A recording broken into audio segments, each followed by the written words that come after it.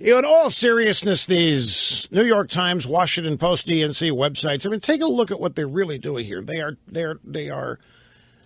You have a holiday here where families are getting together, and for the most part, everybody just wants to enjoy it and have a good time. I mean, I know that your average family, there are people in every family that really don't look forward to it and resent other members. I mean, families are families.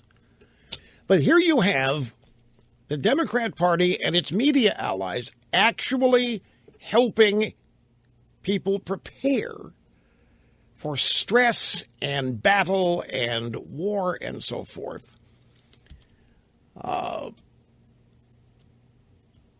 Most of this advice, most of the drive-by media advice on Thanksgiving discussions boils down to telling their readers to ignore whatever their crazy old conservative relatives say and just humor them because they're all going to be dead soon anyway. And if not dead, we're going to be able to put people in jail for saying things that we don't want to hear or don't like. I mean, that's what's happening on college campuses. More and more student groups are demanding the cancellation of free speech if it involves speech they disagree with. Not making it up.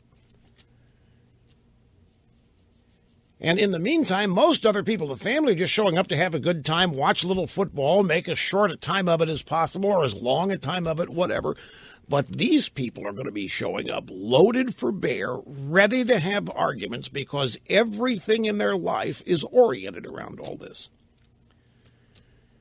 And I'm struck here by the New York Times advice specifically on Trump. Ignore the polls. The polls don't mean a thing. What you ought to do is believe the gamblers in Las Vegas, the bettors in Las Vegas, the people putting money on the outcome, 48% Rubio, 23% Trump. None of this Trump stuff at the end is going to matter. So here's the New York Times disparaging its own news delivery system, in one sense, polling data. Don't believe what we tell you. Don't believe what's in the polls. The bettors over here, the gamblers, they're the ones that have a better insight into what's happening. My point is, I've always found that these family gatherings where friction exists, it's always, well, I can't say always, vast majority of the time, it's the liberal Democrat members of the family who show up tense, stiff, just waiting for somebody to say something that offends them.